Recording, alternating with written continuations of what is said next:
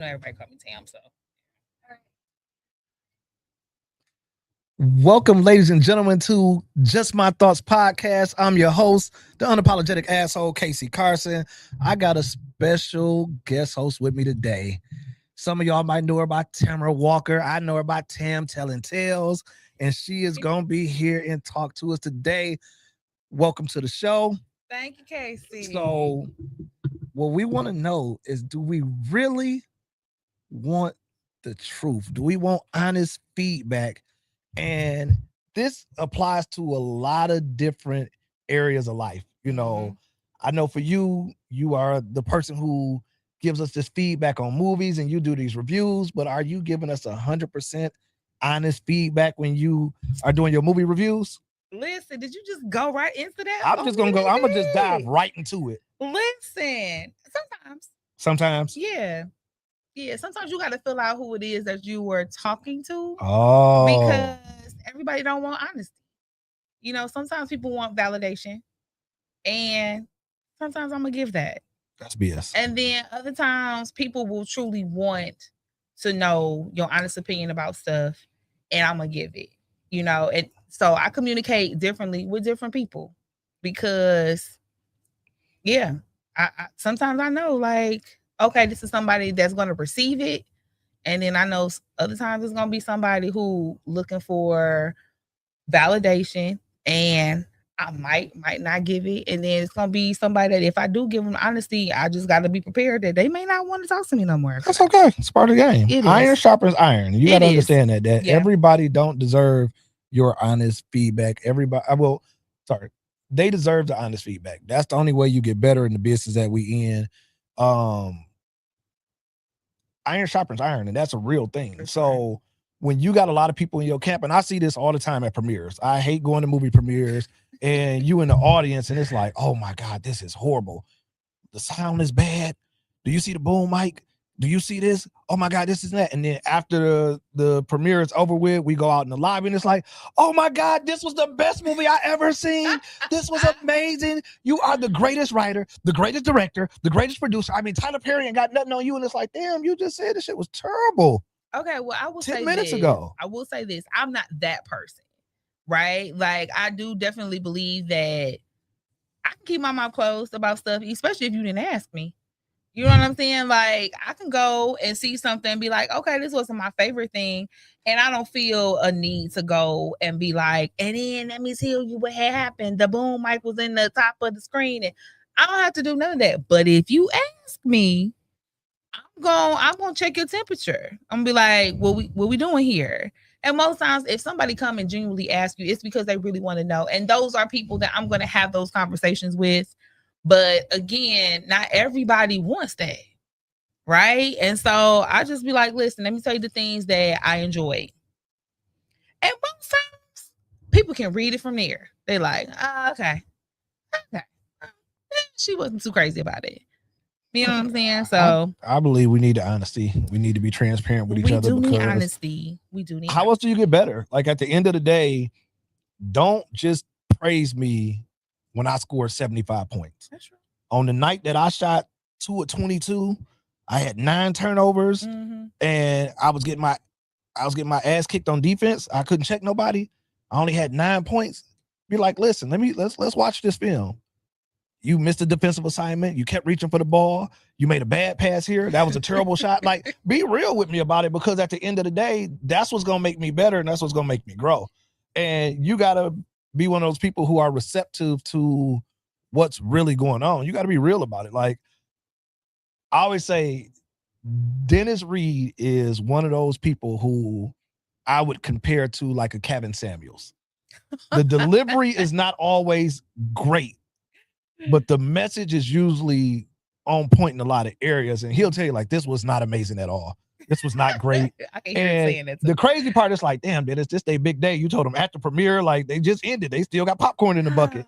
But he'll tell you some stuff and it'll be like, dang. But a lot of times it's a lot of honesty and it's a lot of transparency that's there. And it's like the delivery may not be the greatest, but the message that he gave was oftentimes on point. Yeah. Well, see, you know, I don't don't ever end up having those issues with him. Like Dennis No, has I'm not always saying been great about with me. when I But say I definitely I hear what you're saying, and it's necessary. And something that you spoke on is you know, you need to have this. You not wrong. You absolutely do. But the reality is that a lot of people don't actually value being better. Some people are okay being comfortable in doing what it is that they're doing. They're fine with not being better. And sometimes when you recognize that about a person, you don't even want to waste your time with giving them the honesty, because for what? You don't even want it. I mean, I think every project you should take a step up, not a step back. You should, but let's be honest here. Not everybody values quality. That's true. You know what I mean? So they don't necessarily care that we couldn't hear it that good, or you know, the camera was shaking, the acting was bad. They like, listen, I'm putting this project out here.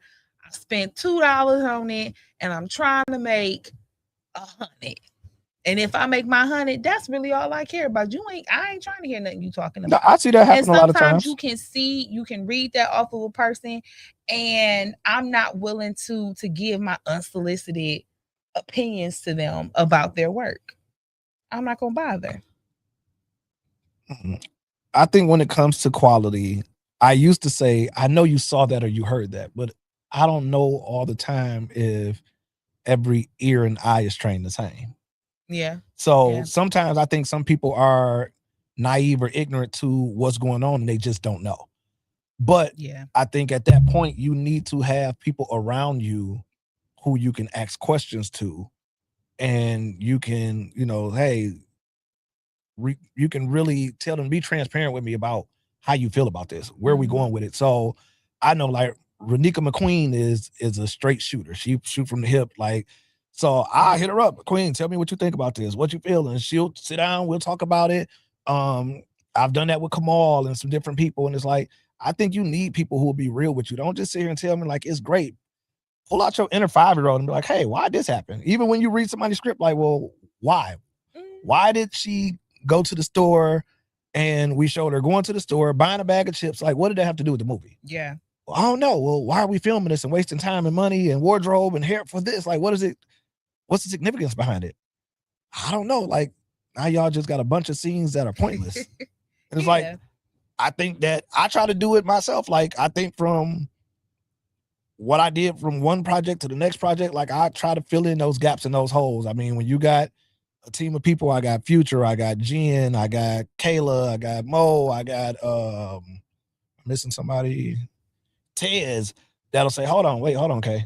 Ashley, why is this like this? Yeah. Maybe we should do this. Like, you gotta have people who question you, because how else do you become great if you don't have people that push you?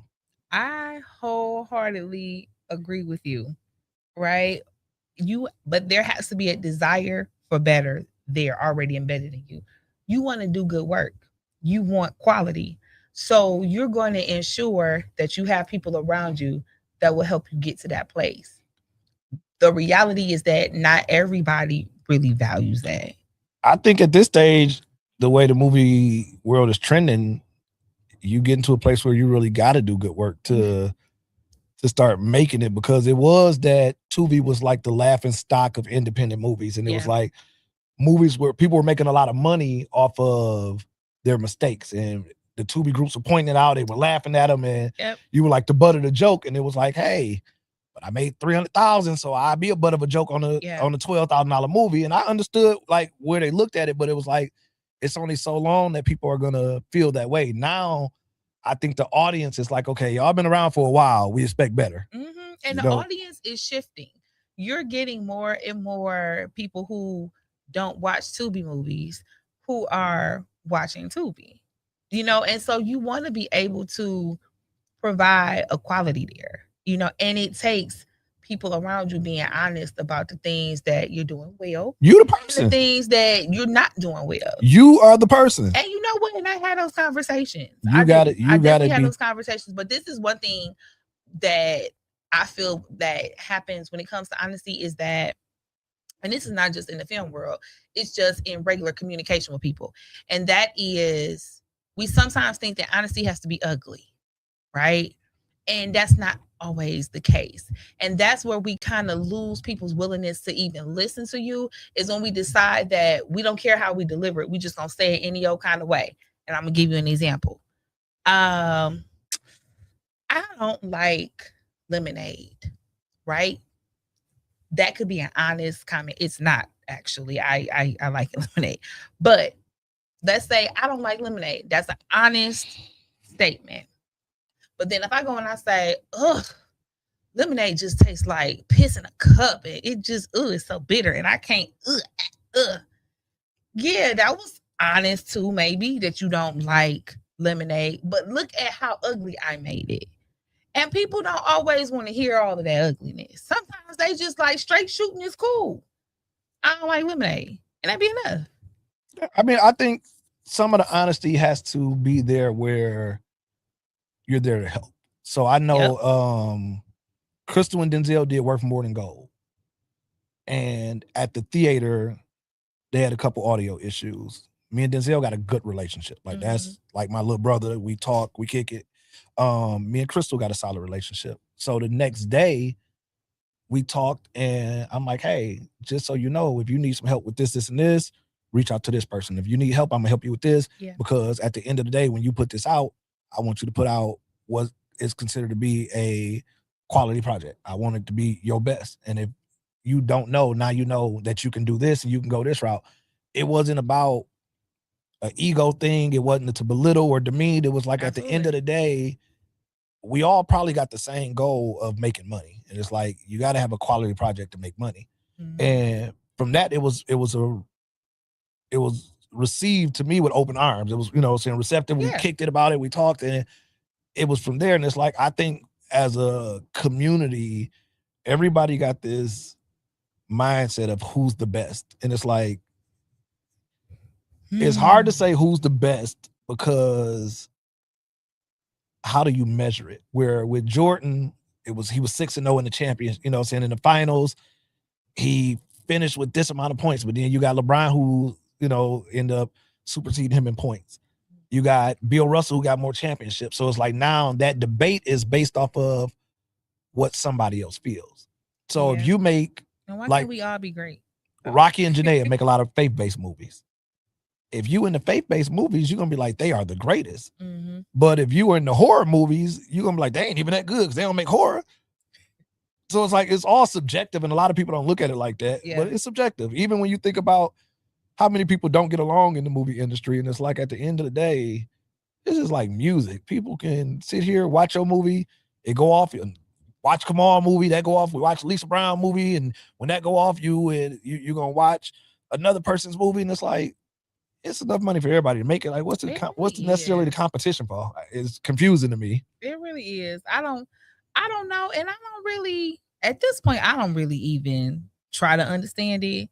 I'm like, I'm gonna do and watch what I want to, and I'm sure they're gonna make the films that they want to make, and they're gonna keep it pushing. They're gonna focus on themselves, and that's it, right? But let me say this too. So, we talking about the honesty and everything in the films and whatnot. And that goes beyond just the films, right? So they also, is in the relationships and stuff too. And so I know I always talk about films and everything, but I'm about to, switch it up. I'm about to ask you some questions. Can I do that? Shoot. Okay, so in relationships, when it comes to honesty, right? So do you think that women value honesty from their man more, or do men value honesty from their woman more? In what regard? Anything.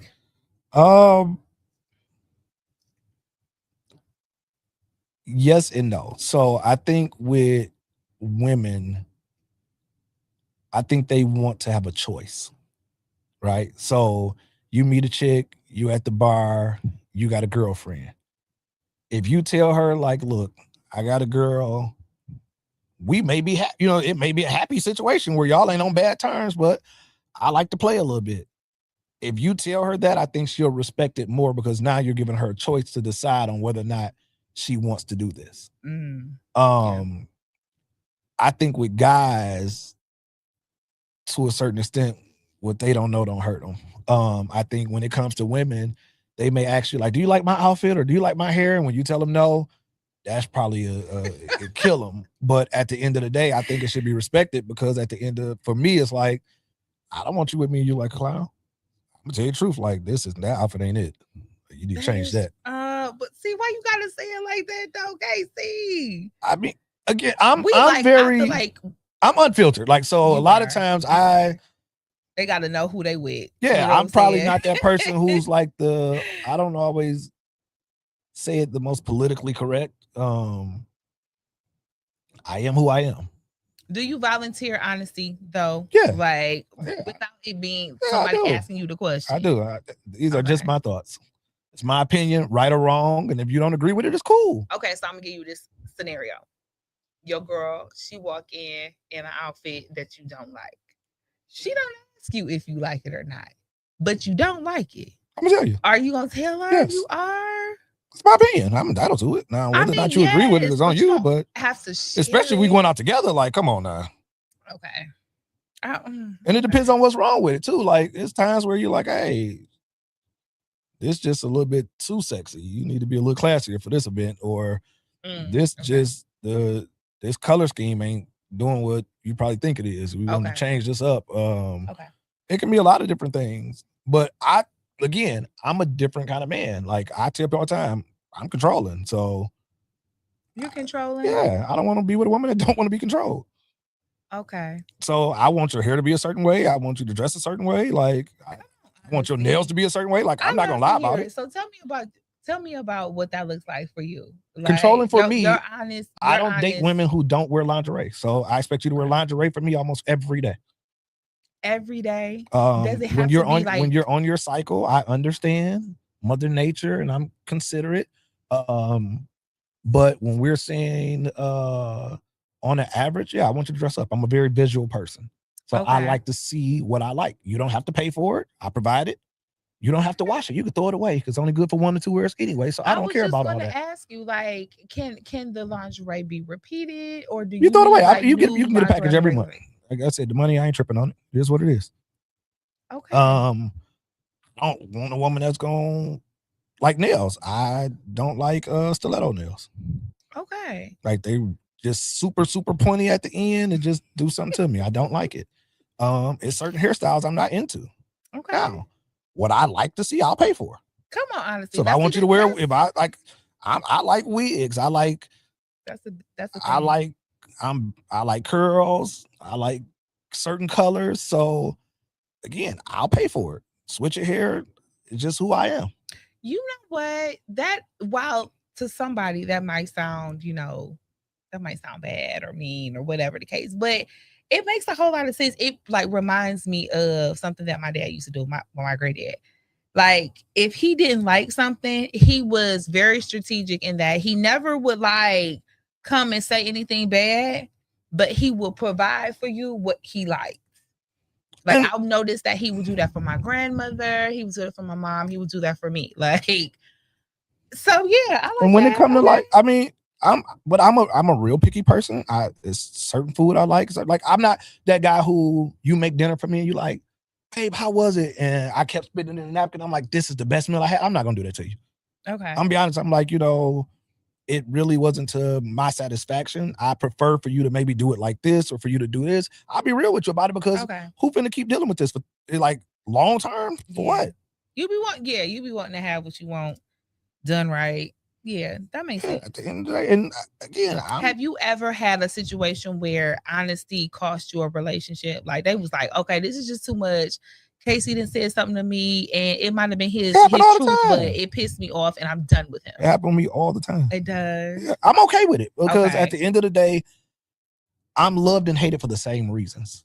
Okay. And that's something I've accepted. So for everybody who says I'm arrogant, it's somebody else, and they hate that, it's somebody else that love the fact that I'm confident.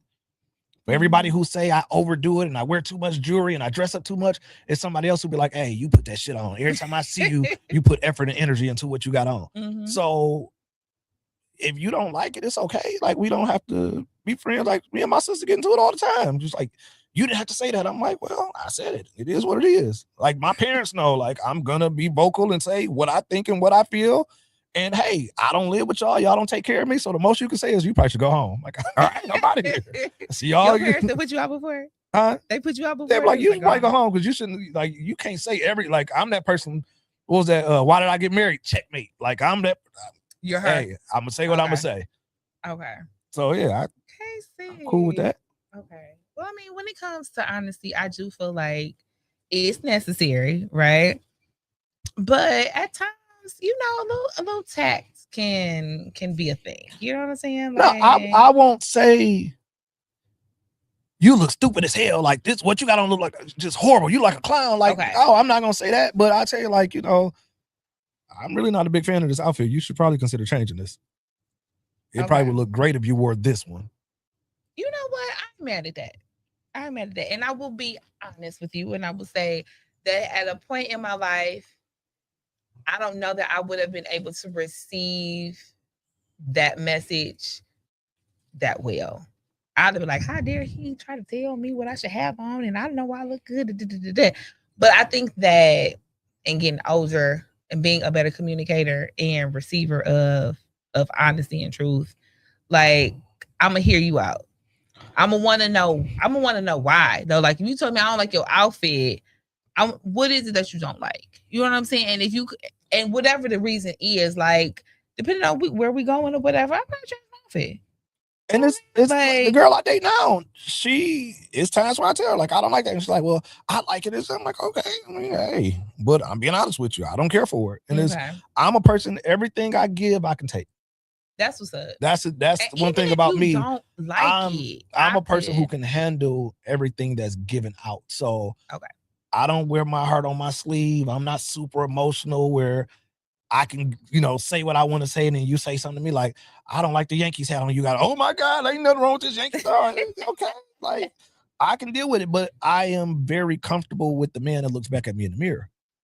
That's what's up. That's the thing. A lot of people, they struggle with constructive criticism because there are a lot of insecurities there. Like, I am very comfortable with who looks back at me in the mirror. Like, I'm glad you said that. I don't really have no insecurities. Like I tell people all the time, my biggest issue, I got a little bit of baller belly, and that's just because I don't like to go to the boxing gym all the time because I don't want to get hit. Listen, I'm real about it. I tell people, I don't like the diet like that. I like Cinnabons, I like homemade cookies, and I drink pop. Like, so it is what it is. You know what I'm saying? So I know where it is. Like I said, if I wanted to go and drink a gallon of water every day, work out twice a day, and eat my fruits, and I could go back to 6-pack KC, but it's like at this stage, I ain't had nobody complain about me having this little baller belly, so I'm cool with it. Like, hey. Listen, I ain't mad at this at all. I really am not. Like, but what you did say is that there's an insecurity that comes along with people being unwilling and incapable of receiving honesty. You know what I'm saying? Like I said at the top of the show, some people just want to be validated. They just want to be comfortable. They don't want you to tell them the truth. You know what I'm saying? And the truth hurts. Yep. It's uncomfortable too. Like, if somebody came along and be like, yo, the baller belly, it's this, it's that, you'd be like, well, see, no. See, the thing when you say it's uncomfortable when you don't agree with it. So somebody like, you got this little baller belly, oh my God. And it's like, well, baby, it's here. It's here. You may not like it, but I know a lot of people who love it. It's here. And you be like, it's so soft. I put a lot of ice on top of it, so it's cool. Like, it is what it is. So it's you got some people who, when you hear people talk about, some people say, oh, y'all fat shame, right? The only people who feel that way are those who are not comfortable being fat. Yeah. Right? Yeah. If you're comfortable, you're like, okay, I know I'm a BBW. I know I'm a size 22. I know I weigh 280 pounds. I've been this big all my life. Okay. And now what? It's like, oh, it's almost like, 8 Mile B-Rabbit when it's like, yeah, I live at home with my mom. And yeah. So when you know what it is and you cool with it, then it don't hurt the same. It's just that guy who keep his hat on because he going bald up here and his hairline receding, and he like, you talk about people, you know what I'm saying, going bald, and he like, And he trying to hide it. And it's like, oh, you hat fishing because you're not comfortable. My nigga, shave it off. It's over. Did you say hat fishing? Hat fishing. I'm using it. I'm gonna use that. But also, like, you got plenty of guys who going bald in the top, hairline receding. So what they do, they put on the fitted, they put on the little thing that the Muslim guys wear around their head, and they got the little fringes that hang off, and all of a sudden now you wearing that, and it's like you got the LeBron James syndrome. Cut it off. Be Michael Jordan, brother. It's over. The hair is gone. It's receding. Cut it off. Take the top off. Don't just have a sunroof. Take the top all the way off, and let's just keep it moving. But you got to be comfortable with that. That's why a lot of guys, they'll spray it in the middle and they'll do all these things because they're not comfortable with that. They're not okay with who they are. That's true. Yeah. That's real. Like, and a lot of people, they do have those insecurities. So it comes from how you raised. Again, they don't be wanting to hear. It comes from your childhood. Most insecurities start off with rejection and abandonment as a child. So I tell people I come from structure and stability. I was raised in a 2-parent household. My parents still married. My mom was a housewife. My dad worked. He made a very good living. I was that kid who grew up. I was spoiled. I got the Pelly coats, and we had Cartiers in high school, and I got all the Jordans and all that stuff. So I knew structure and stability. I knew what it was to come to get breakfast, lunch, and dinner. I don't think I had like Eggo waffles or Pillsbury biscuit. I don't eat cereal. You eat no I cereal. don't drink milk. But my mom made everything from scratch. So we didn't eat like Eggo waffles and stuff like that till we was older. Like I tell you to this day, I have never in my life tasted ramen noodles. Hand on the Bible. I hate the smell of it. Don't like it at all. But like I said, I don't know nobody who do it. But at the end of the day, I was raised a certain way, so I move a certain way. So I was raised off of love. I wasn't raised on survival. Absolutely. I was raised where somebody told me, you handsome, you're smart, you're going to be successful, you're going to be prosperous. So when people talk about like affirmations and things like that, I had somebody that spoke life into me all the time. So when you're like, oh, you arrogant, like, blame my family. They told me I was this way. After so long, you believe it. You like, and you start doing things to keep achieving and keep being greater. But if you got somebody like, you ain't nothing, you ugly, look at you, you look stupid, look just like your daddy, you ain't no good. After so long, guess what? Those are insecurities. I hate your fat cheeks. And now you like, y'all think my face fat? Look at you. You just tall and lanky for no reason. Girls ain't supposed to be tall and have big feet. So now she insecure. She only wear flats. She won't wear heels. So even with like in the dating world with meeting women, I could always tell how you were raised based on what all your insecurities are. You know a woman who ain't had no father. Even when you were raised with a single mother, did you have a good single mother? Did you have a mother? Or did you just have a female figure in your life? You know, everybody can't be a mother. You got a mom. You had she was biologically your person who produced you. But if you weren't made a certain way and somebody didn't help create this for you, they didn't help to, cultivate you, like it destroys them. Yeah. Your upbringing definitely plays a huge role in how you even receive honesty, right? So if I had to speak to my past, I always had very honest people around me, between family and close family members. Like, they were honest, but they were honest for the good and the bad. So you didn't have somebody that was always coming at you saying like, okay, well, you need to put that slip on because this is this. It wasn't that. Oh, you telling your age? You said a slip. A slip. Okay, listen. I saw people look like, what's a slip? Listen, I'm a little up there. Okay, I'm a little up there.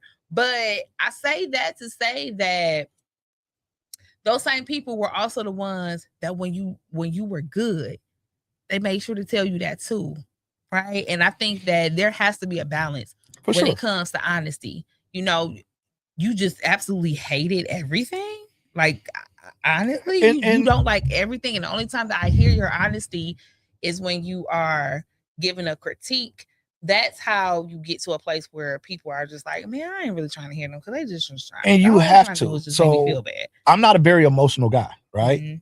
But I got a 15-year-old son, and he's more emotional than I am. So with him, he'll do something, and I have to tell myself, okay, congratulate him. So he'll send me his grades. And when he lived with his mom, his grades was terrible. He came and moved with me full time. He's been with me a few years, and I got to tell him I don't accept mediocrity. I don't reward a fish for swimming. It's your job. It's what you do. Like, you want to do something as a fish, show me you can walk on top of the water or something else. Like, don't show me like, oh, I can swim underwater. All fish can. Great. So you passed the class. Oh, wow. Tell me I aced it. Then I'm like, okay, because that took effort. That took energy. It took some sacrifice, some dedication. So when he does something, he'll send me, I got my grades. Hey, champ, I'm proud of you. Congratulations. Keep working hard. Yeah. And then it'll be like, you know what? If you do this again, then I'm going to reward you with such and such. So I have to tell myself to say certain things to him because naturally at this point, I'm confident. That's who I am. It's in me a certain way, but we grew up different. Unfortunately, he technically comes from we would say a single parent household because we're not in the same home as far as me and his mom. So there are certain things that you may not get collaboratively. So I want to make sure I give this to you and I have to be consciously thinking about it. So that's a big deal. And that comes to, is delivery more important than truth? That's a good question that you have to ask. So I think you need both. Like my dad was that person who after a game, I'm like, I had 37. He like, you had 37. You went to work tonight. But listen, you had 6 turnovers. And you had 6 turnovers because you tried to beat a double team when you could have just passed out of it. You had a turnover where you end up throwing the ball this way and you didn't have to. Like, why didn't you just throw a bounce pass? Ain't that, the fundamentals? What do? We come to a jump stop and throw a 2-hand bounce pass, thumbs down, like, the fundamentals. And it's like, dang, you're right. And it wasn't like, again, that he was belittling me or demeaning. He was teaching me. Absolutely. He was teaching me. So next time you come in there, you want to make that, okay, let me not do this again. So I remember early in film, it was like, hey, y'all broke the 180 line. And it was like, oh. So next time we doing something, I'm like, hey, Tiz, make sure we don't break the 180 because you right. Or, continuity. Hey, what was that line? We took one sip out of it and where was that? Okay, if I got to play it back, let's see. So, I want the truth. I guess for me, I don't really cry with a delivery. I'm going to take it with how it comes, but I know everybody's not like me. I will say that I am someone where delivery matters, right? And that's not to say that you gotta, smooth talk me and you gotta, caress my soul with how you speak. But sometimes we gotta be cognizant of that, of the fact that people's emotional state and the timing on when you deliver something to them matters. And so I may not be in a place where I can receive what you're saying to me, what you yelling at the top of your lungs, and it feels like belittling to me, right? So you can say the same things to me, and in a different moment, it can have a whole nother impact on me. And I just feel like that's important for anybody who wants to be a good communicator, is that you need to know your audience. For sure. Right. And so I love honest feedback, and I'm usually the person that gets it more than I like to sometimes. But I do recognize that you gotta be mindful of how you deliver to certain people, because not everybody is in the capacity to receive it the way that you're delivering it. And then if that's the case, you done wasted your words and their time is wasted too.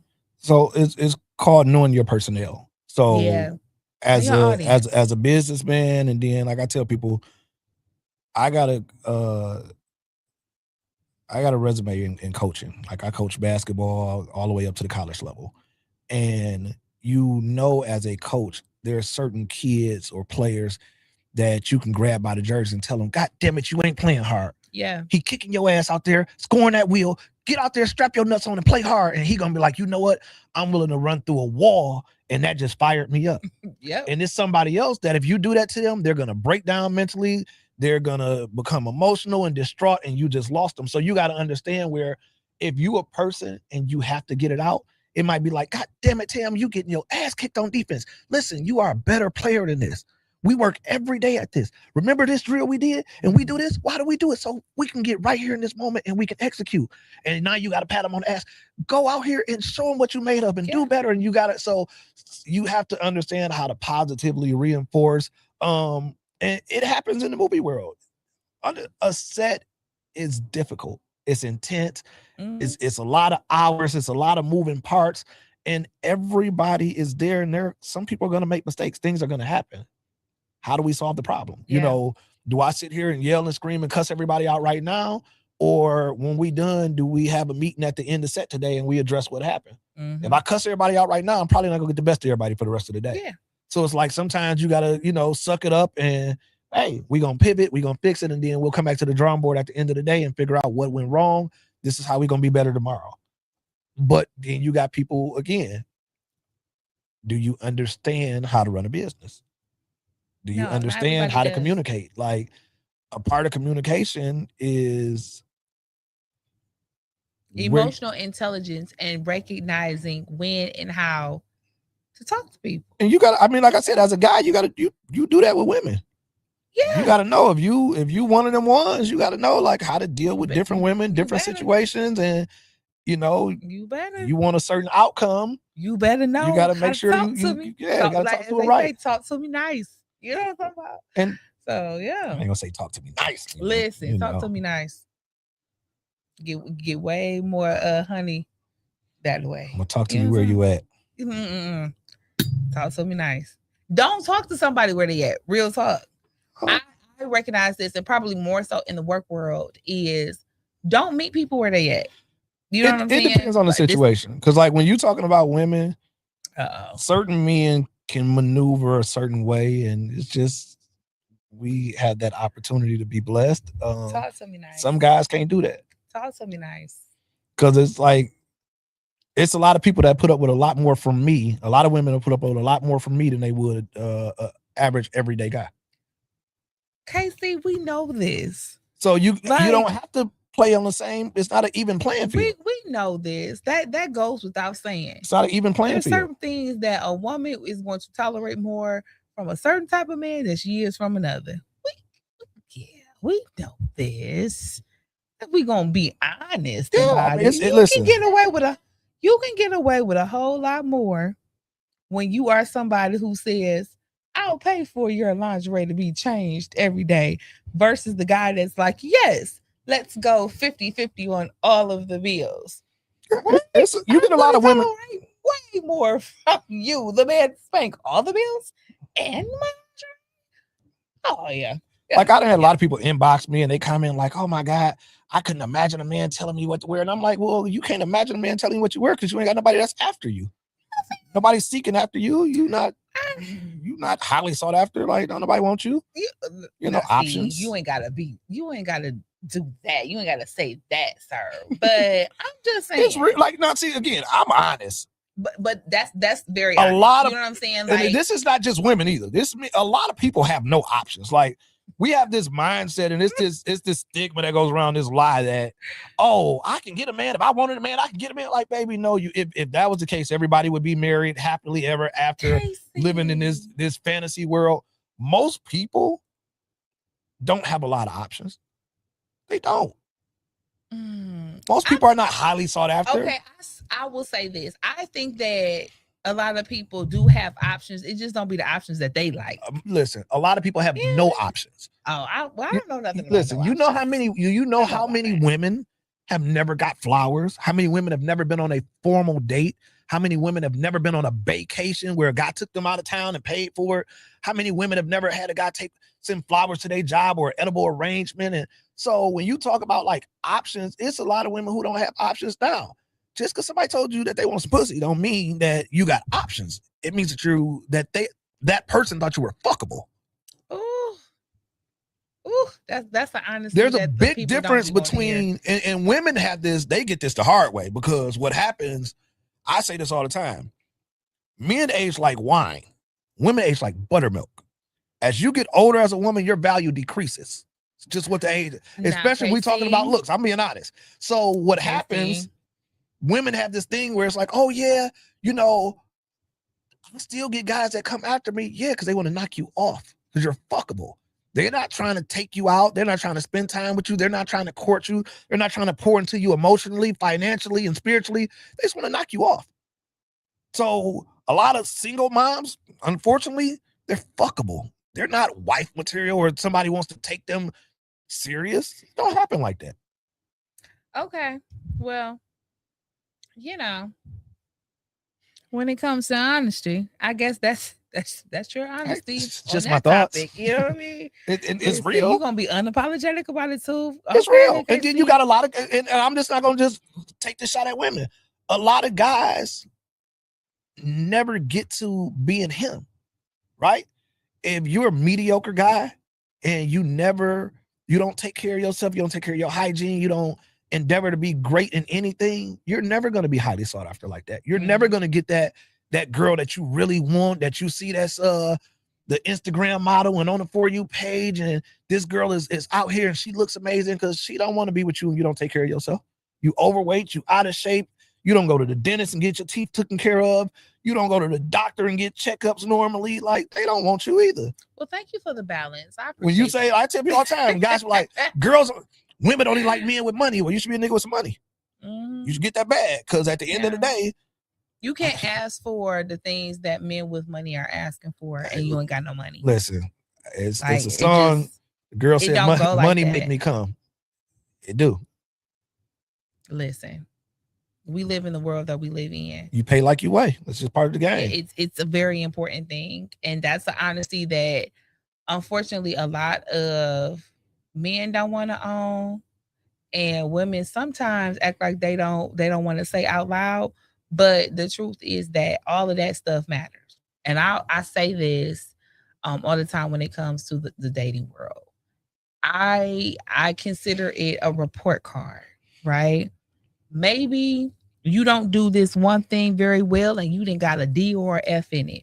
But if you doing all them other things and you getting A's and B's, what's going to cancel out? You still going to be on the honor roll and I'm still going to be with you.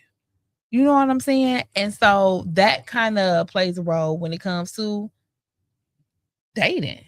Like, okay, so maybe he's getting a D in attractiveness, but he getting an A+ when it comes to that money. Oh, he can provide. And he getting an A when it comes to affection and thoughtfulness. He might get a B when it comes to, being, mindful of how he treat me and how he talk to me. So by the time you balance it all out, like, he got a 3.5.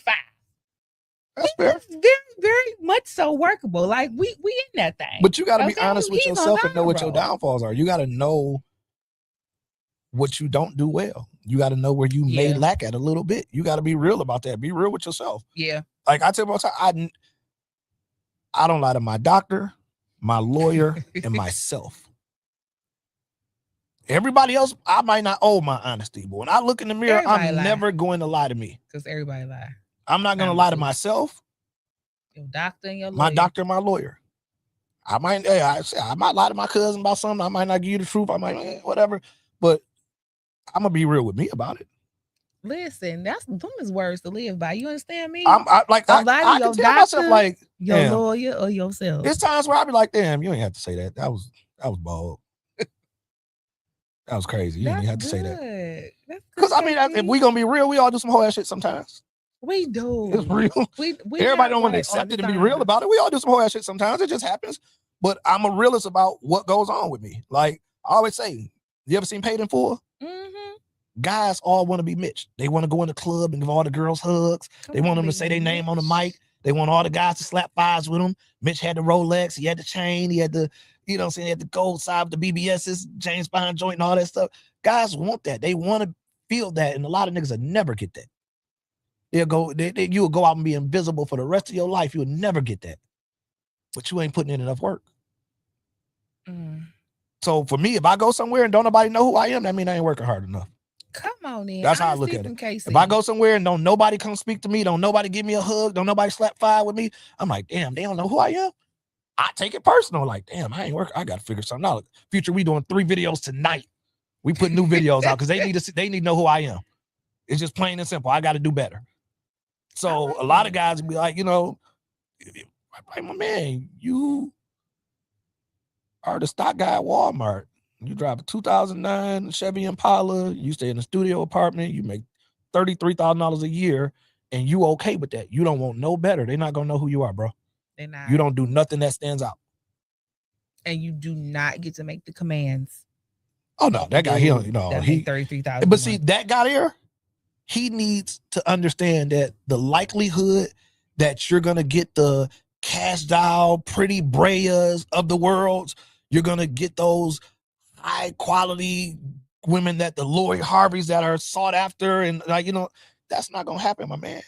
Get you a chick that work at the Family Dollar. Get you a girl that, run the cashier. She a cashier at the beauty supply, the grocery store, something like that. Y'all come together and y'all give y'all happily ever after. Like, stay in your lane. Stay in your lane. Like, that's the honesty. Your car go 50 miles an hour. That's the best your car do. When you stepping on that gas, it go 50. Do not get in that fast lane. It's not for you. Don't take that car to the racetrack. That's not a race car. I'm with you. Stay out of there. I'm with you. So I tell women that you think that you are 5'1", 270 pounds. You got 4 kids by 3 guys, and you don't make a lot of money. You don't have no education. You think you finna get a guy that make $450,000 a year.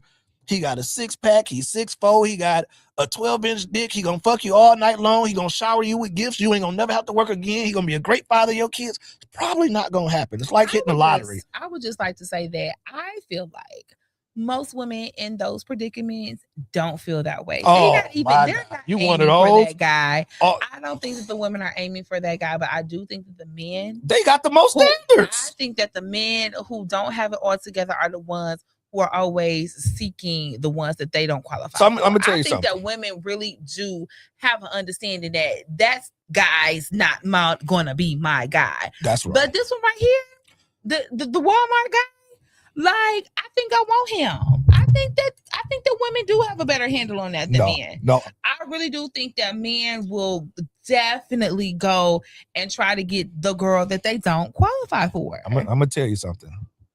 Men look at women and know whether or not that woman is in his league, or they assume whether or not she's in his league, right? He'll look at how she's dressed, how her hair is, how her nails are manicured. He'll look at her jewelry, her clothes, her car, her bag, all that. Oh, I can't afford her. Now, that don't mean he ain't gonna take his shot because he want to fuck her, right? That, and I think they get mad too. Listen, that they can't have her. He'll take his shot because he want to see if it lands, because he wants coochie. That's why he's doing that. But he knows he can't keep up that lifestyle. Women feel like because again, that means that he would be dating up. It usually don't happen like that with men. Men don't usually date up. Women are completely delusional. They feel that they deserve. They think every woman thinks she got the best coochie in the world, that she get the best head ever, and she wants that top tier man. You know why? Because if he took her and he made her better and he did this and that, because men date down. So that's why you see it. You see what? You see NBA players, you see all kind of athletes and entertainers do what? They get CNAs, they get girls that work at Kroger, they get girls from Walmart, they get girls that's just in the neighborhood. Why? Because they look good, and men are sexual beings. We're sexual creatures. We're predators. We are physical. We like what we see. So guess what? We ain't really tripping on she don't make that much money. I can build her up. That woman, that cash doll, wouldn't even see a nigga that worked at the Walmart. She don't even know he exists.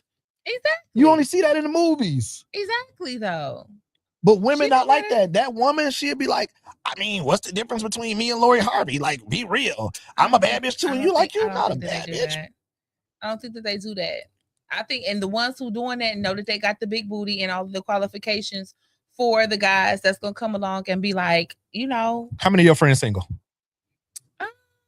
That's a hard question. I got friends that are married and single. That's not. I said, how many of your balance of how many of your friends are single? Let's see. Just 1, 2, 3, 4. That I can think of a lot. So you got Keyshawn, Little Mama, and her friends, right? They all single. And I don't consider 4 to be a lot, though. Considering that I have probably that and then some that are married. Those single women still got hope that they're gonna find a man, don't they? Yeah, sure. If that's what they desire, absolutely. I'm asking. Yeah. Your single friends still want to find a man.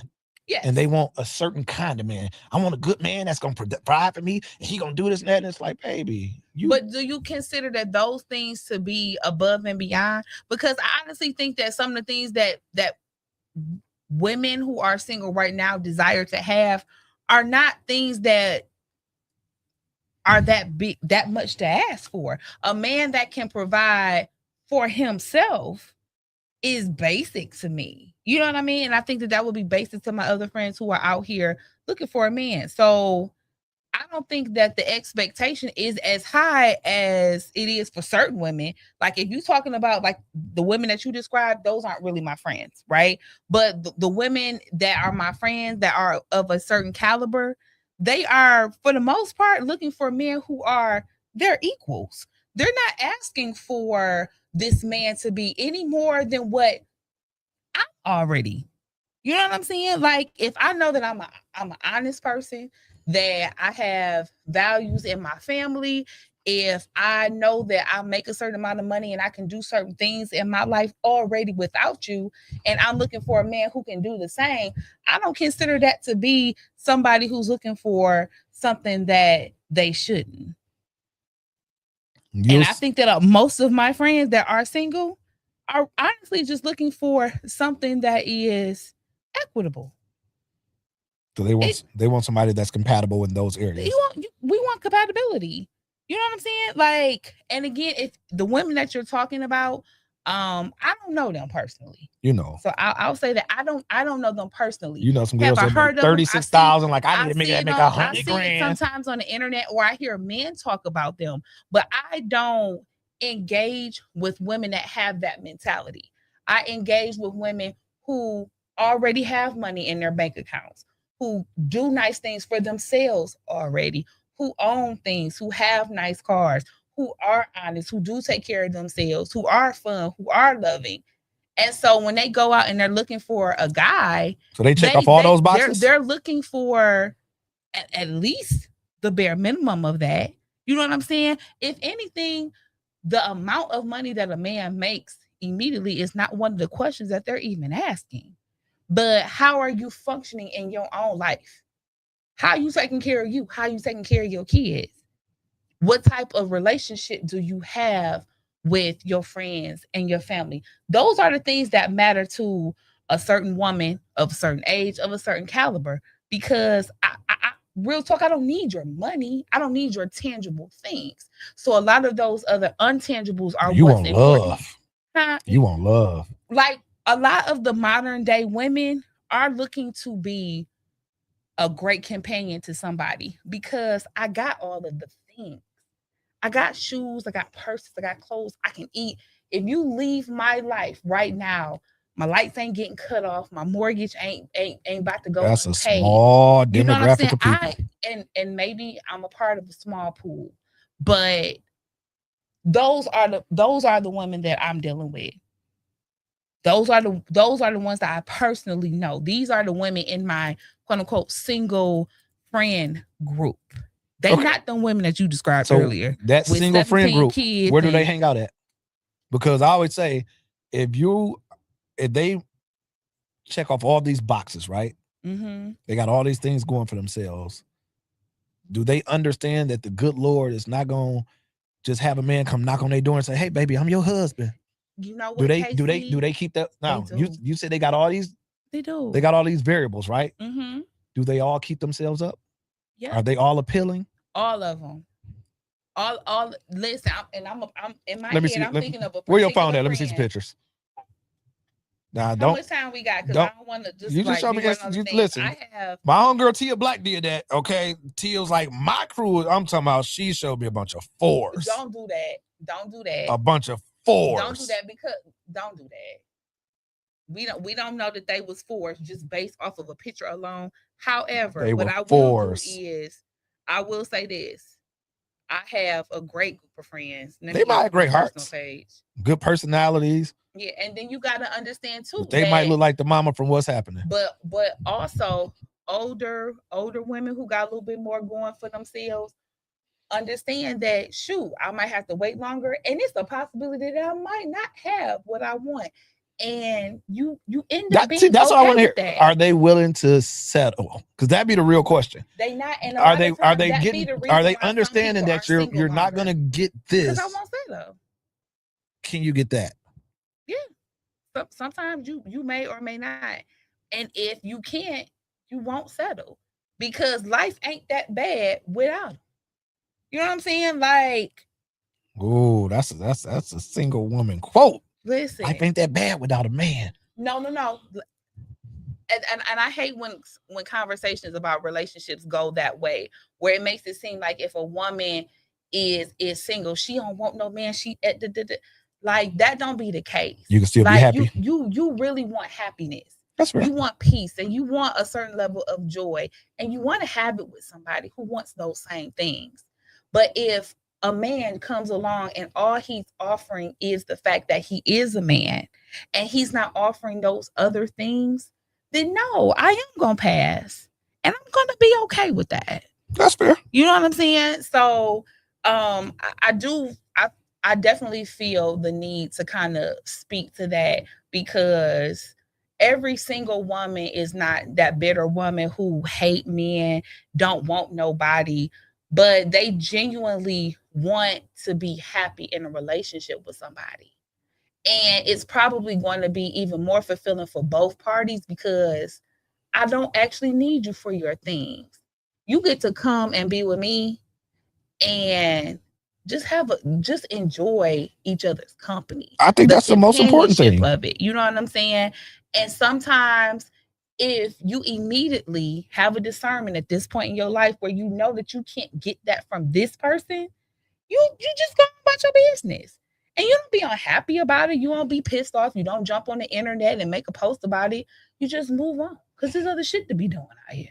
You know what I'm saying? So you saying that they should not ignore red flags? No, you absolutely should not ignore them. Be mindful of them. Sometimes things are red flags, and sometimes they're yellow ones. You know what I'm saying? And so if you see it and you know it, waste your time for what? Because me and my friends, and we not that young. You know what I'm saying? So we're not in a place where we gonna waste too much of our time knowing that this isn't going in the direction that we want it to. So we not gonna stay mad about it. We just gonna be like, you know what? He not my person. Okay. Boom. So your friend group, will one of them date a guy who makes significantly less than them, but he checks off all the other boxes? I think possibly, yeah. Yeah, we've had these conversations before, and yeah. Because a lot of women say no. Yeah. If you don't make a certain amount of money, I'm not dealing. And it's like, damn, does money always equate to happiness? And that's the thing. It doesn't, though. You know, we've had conversations about how when you are dating for the things, for the money, that you end up with somebody whose personality is so crappy that you like, I don't want to be bothered with this. Like, that's okay. That's okay, sir. I know you got the things and all, but I don't like you. It's a price to pay. You know what I'm saying? I tell anybody, it's a price to pay. Once you recognize that long term, this isn't something that I'm willing to deal with, then you just be like, okay, I'm gonna leave. I'm gonna go here about my business.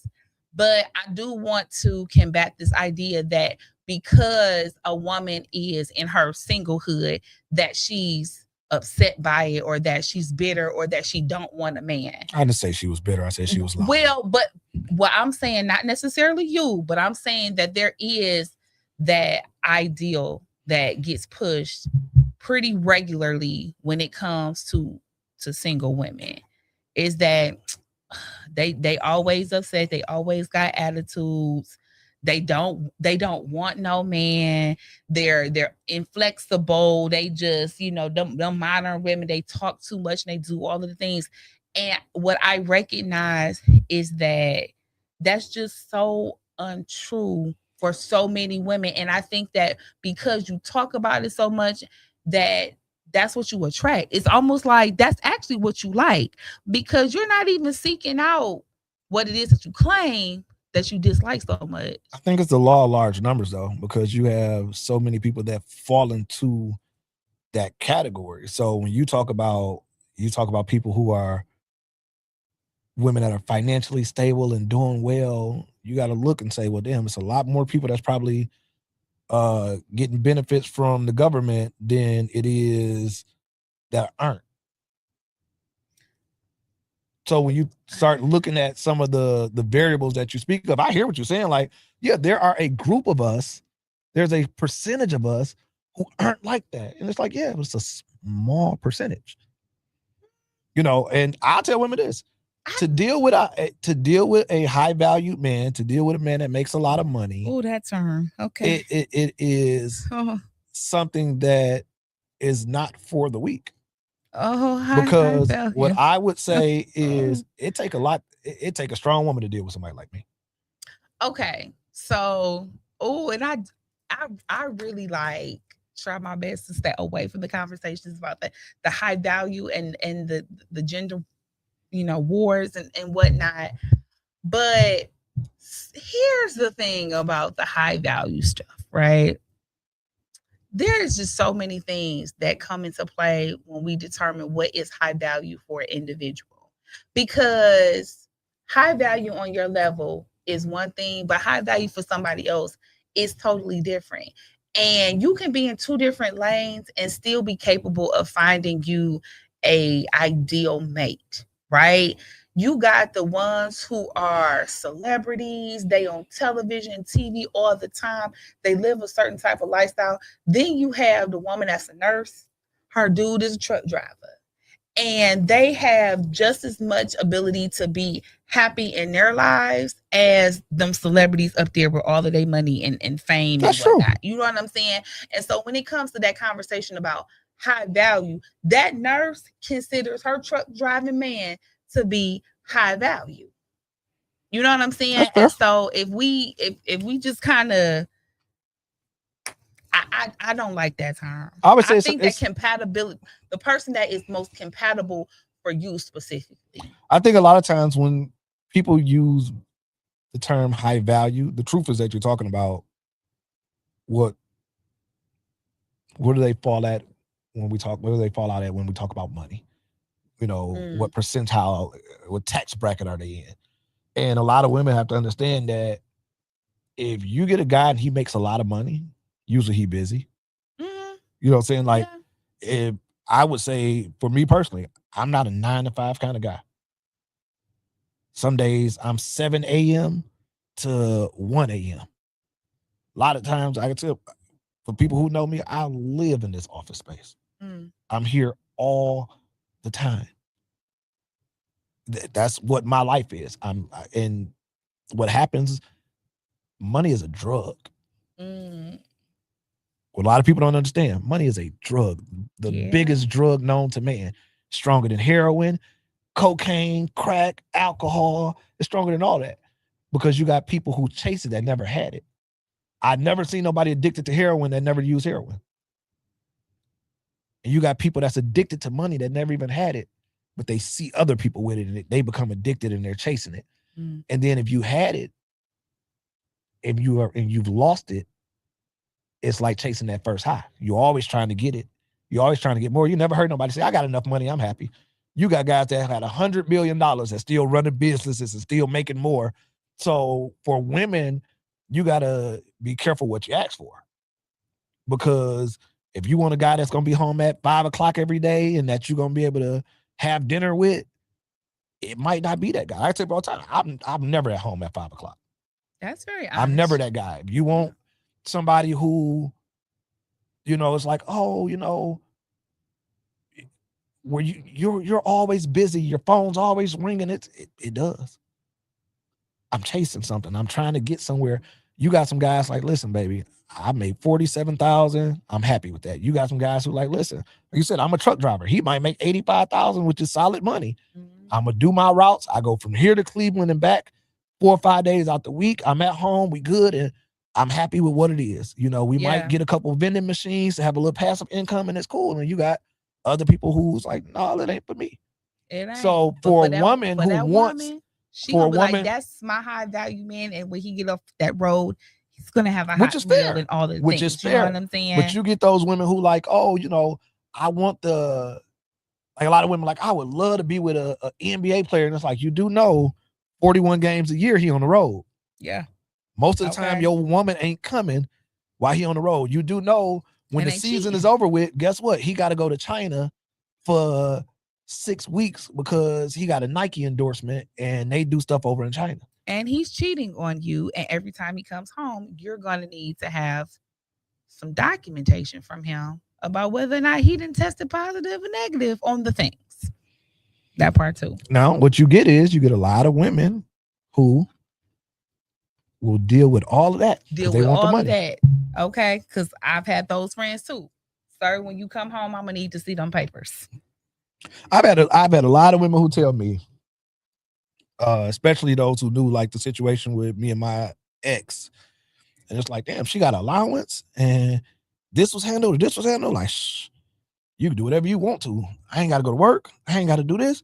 And I will gladly cater this, and the third. So you got a lot of people who it's a crazy balance of those women who are willing to. Absolutely. I wholeheartedly agree with you. It's a lot of women who take ass whoopings from men with money just because he got that bag and he paying. Absolutely. We saw it with Emily B. And what's it? Fabulous. Clean bust her teeth out her mouth. She said, but listen, I'm comfortable in this big old house with my bills paid. And so the tooth was, a casualty. And if that's what you have decided is worth your comfortability, who is me to tell you any different? Okay? I'm going to let you have it. It ain't going to work for me. But Miss Mamas, if it's worth it to you, who is me to tell you to do anything different than what you're doing? Because it's not really going to matter what I come and tell you anyway. Until you good and ready and fed up, until you decided that you want something else, don't matter what nobody else say. So go ahead and get your other tooth bust out, miss. So it couldn't be you. It couldn't be me. You know what I'm saying? And here's the thing. That means that, Tamara got to pay her bills. Tamara got to go to her job and she has to pay her own bills and everything. I recognize that that's the cost, and I get my teeth bust out and disrespected by no man, and I'm okay with that. You know what I mean? It's the cost of doing business. I tell anybody that. It's the cost for everything. If you decide that you're gonna be in a relationship, it comes with certain things, and not all of them are bad. Like teeth bust out your mouth, but there are certain things, right? And if you recognize that these are things that come with that, and you decided that you're okay with accepting it, listen, live your life. Live your life. Mm-hmm. Okay. So where we're going to go is we think that people, they want honesty. Girl, you say you got to tie this back into the topic. They just got to respect. You got some more questions you want to ask me? I mean, no. What you want to know? No. Because I know, listen, what time frame we got? Is this it's an hour show? I'm kind of in control. You just do whatever you want to. Okay, over here. Okay, I like it. But no, I don't have any more questions for you. Asking the questions is a little bit more comfortable for me because that's what I'm used to doing. Yeah. So, once you start asking me the questions, like, oh my God, what, you want to know my opinion? Oh, nobody asks me anything outside of movies. Right. They don't. Okay, before we wrap up, you been watching some good movies lately? Oh, shoot. Okay. So I actually have, and I'm going to tell you about some good books I've been reading too, because that'd be my thing too. Yeah, you're a reader. Yes. So what I have recently watched, I hadn't got a chance to let her know this, but China has her series called The Crib. It's okay. Shout out to China. Right now. Yes. And I have thoroughly enjoyed watching it. It is so refreshing. It is fun. It's light. It's literally laugh out loud. Funny. I'm gonna check that out tonight. Is in her humor bag. She got a lot of personality though. She is she all a firecracker. Display. Robin Rose, is giving. Everybody they did a phenomenal job on that. I enjoyed it a whole lot. I watched that whole series through. Clearly not because I was reviewing it, but because I just thoroughly enjoyed it. Right. So put my little piece of stamp on that. It's going to get 5 acrylic nails from your girl. So that's a nice, fun 6-part series that the people can watch.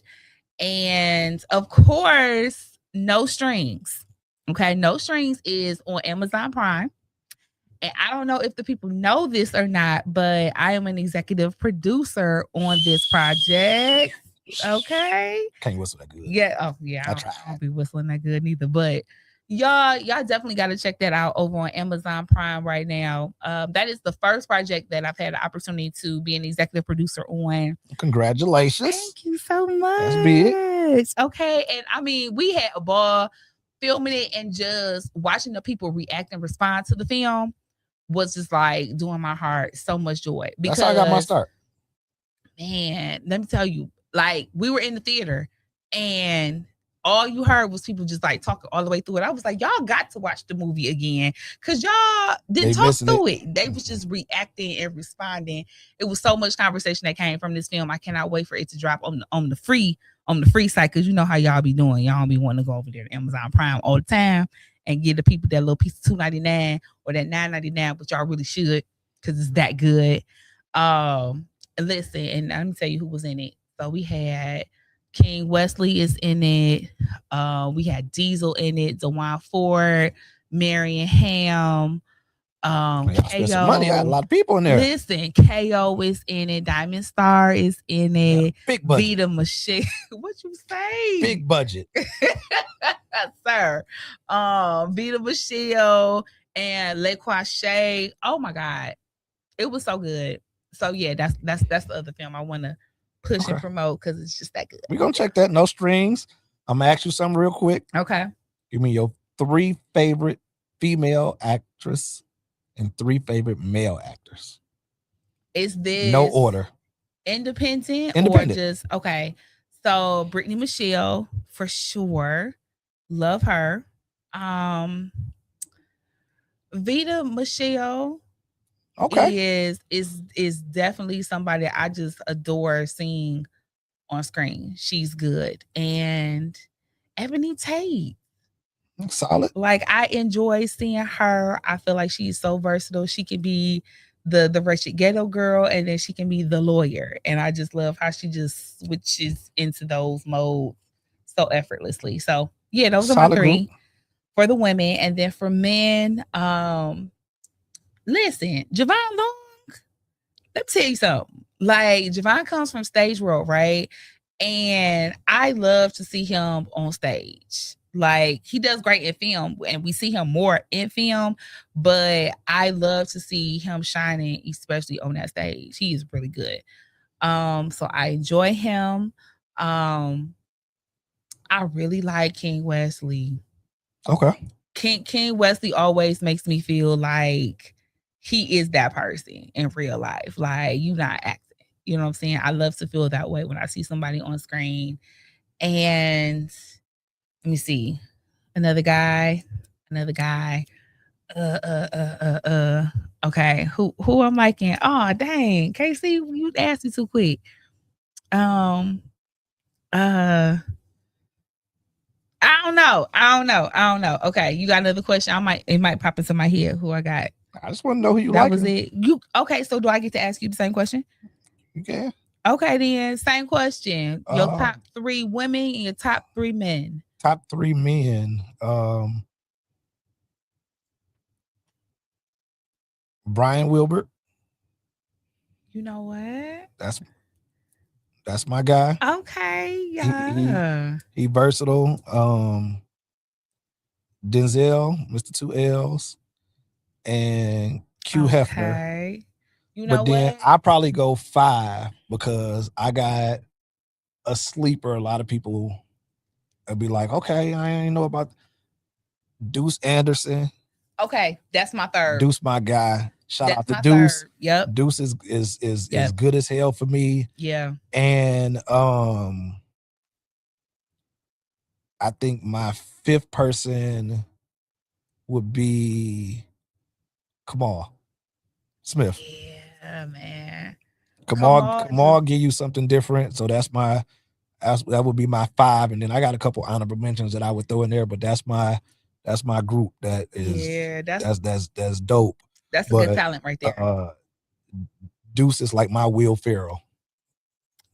Yeah. Jack Black, like Deuce is hilarious. I love Deuce. He is okay. So this is my thing. I always feel like people who are funny are also equally as good in drama, right? And so, I be doing these things. I'll be interviewing the people, and they be having, little cuts and stuff like that. They be showing me the things, and so I know it's some projects, on the flow. Yeah. And my next one I'm writing, Deuce my guy in there. And Deuce was, a part of, and I'm looking at this footage, and I'm just like, he's that guy, right? And then I'm gonna tell you a story real quick about Zeus, just real quick, real fast. So I see him out, right? And I'm always this person that I don't know if you know me or not. You know what I mean? You might have seen my show before, Tim Telling Tales, on all social media platforms, or maybe you haven't, in the film world. I'm gonna introduce myself. I never met you before, and I'm gonna be like, hey, I'm who I am.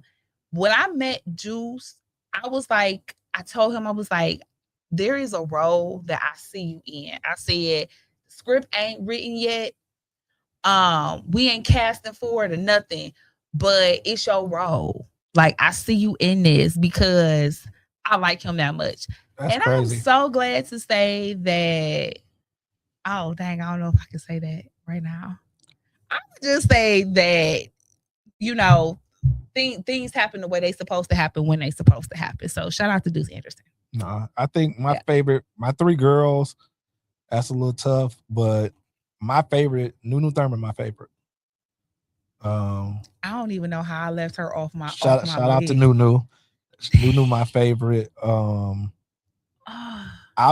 can give you Ebony Tate, and I can give you Vita. I can give Vita solid. I need more people on my list. I can give you those three. They solid.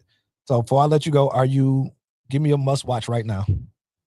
No Strings right now. No Amazon Prime. That's my movie right there. And go ahead and like it. And I need you to give a review because it's over there on Amazon, so you can do the things. We're gonna check it out. Book, you know what I'm saying? I'm gonna tell you something I see, and me and Jada Jones, we got this love-hate relationship. We always bump heads. I love Jada, right? Don't you be bumping heads with my girl Jada.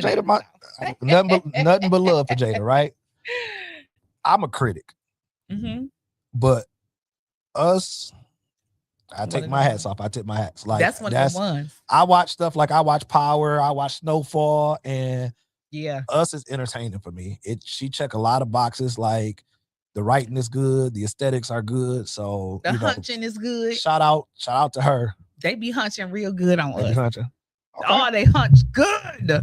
You hear me? Tell everybody where they can find you at. Okay, so everyone, you can find me on all social media platforms at Tam Telling Tales everywhere. You ain't got to switch up nothing, no matter where you go.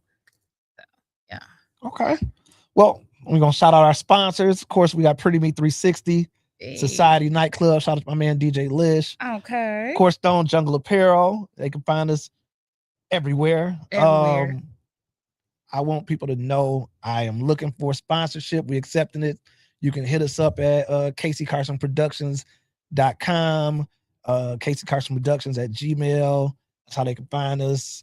586-255-5636. Everybody got my number. I need a sponsorship with Golden Sun. They did some nice pieces for me. I need a sponsorship though. I need to and listen, I need Golden Sun and Jewelry. I need Gary to call, like, we're gonna just sponsor the show, unlimited ice. Okay. And I need for the people to go ahead and run back that episode of myself and KC, because I'm on his show right now, but he was on my show last year, y'all. I'm coming back. You got to tell me. Listen. Tell Future when you want me there, and she gonna put the schedule together, and I'm there. Okay. I feel like I want to do a live. This is fun. We're gonna do it. Okay. All right. So but y'all can go ahead and y'all can check out that other episode as well with me and KC. You just don't have to, be done with us. You know what I'm saying? Just so you know, content. It's just my thoughts. We'll see you next week. Bye.